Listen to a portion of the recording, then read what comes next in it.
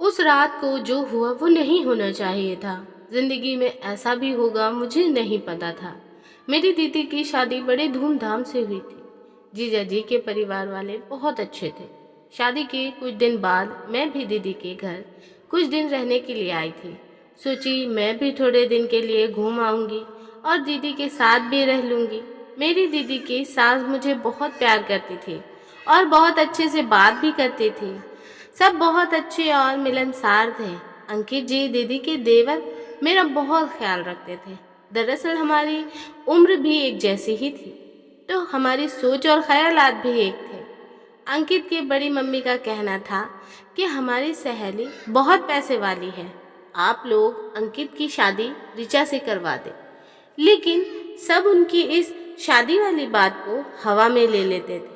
उधर अंकित जी को और उनके घर वालों को मुझसे ज्यादा लगाव होता जा रहा था।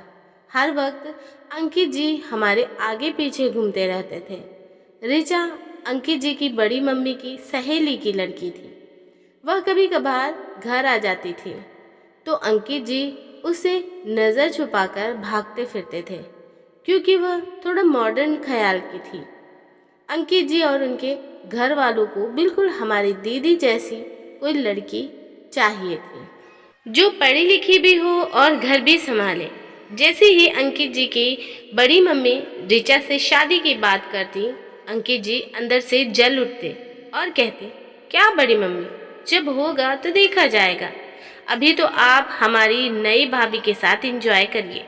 घर के सभी लोग उन दोनों की बातें सुनकर हंसते और घर वालों को भी ये लगता कि बड़ी मम्मी और अंकित की वजह से थोड़ा बहुत हंसी मजाक भी हो जाता है।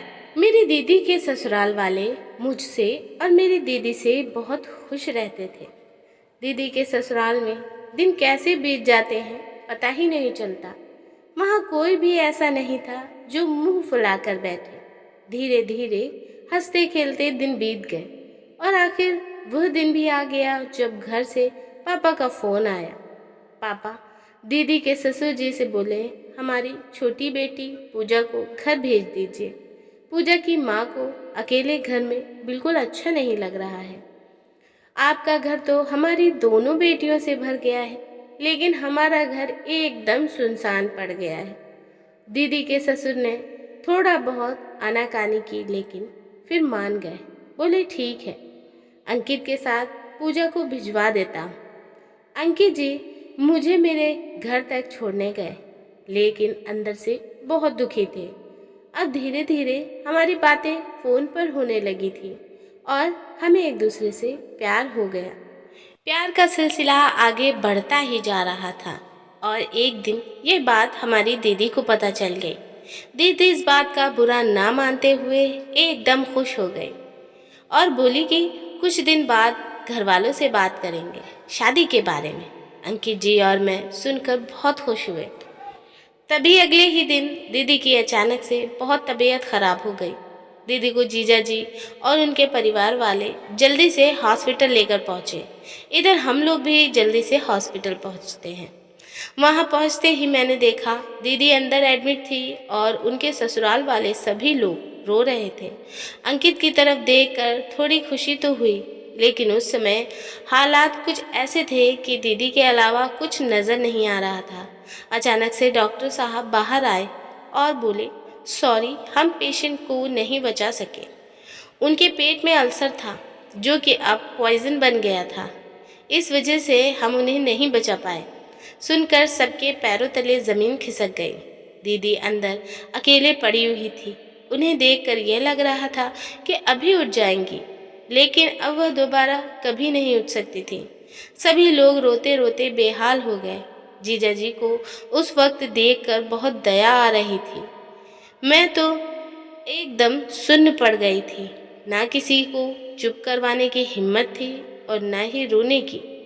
हमें नहीं पता था कि दीदी को अचानक ऐसा भी कुछ हो जाएगा।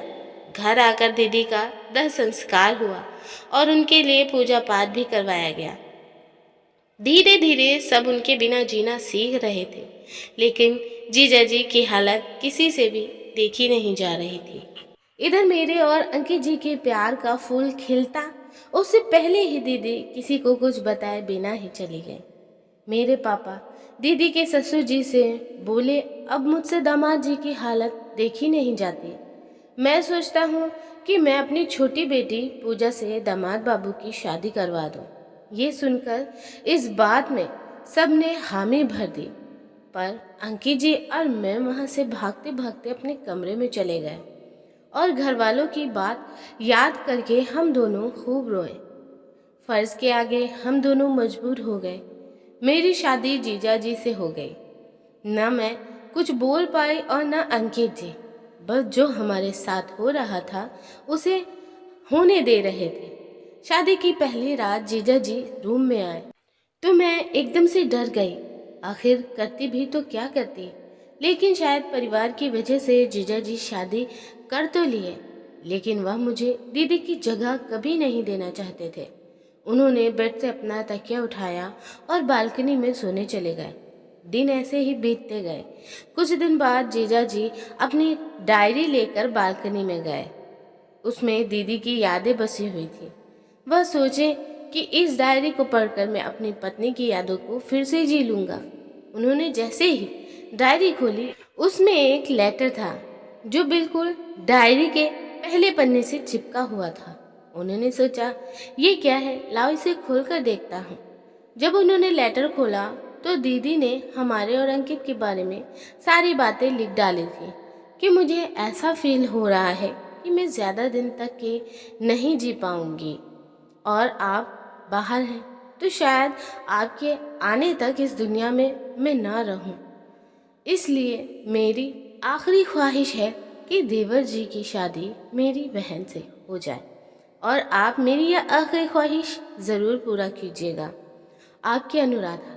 लेटर पढ़ते ही जीजा जी की आंखों से आंसू निकलने लगे और वह तुरंत ही अंकित को मेरे कमरे में ले आए और हम दोनों से सारी बातें कहने लगे कि क्यों तुम दोनों ने मुझे एक बार भी बताया नहीं, तुम दोनों एक दूसरे से प्यार करते हो।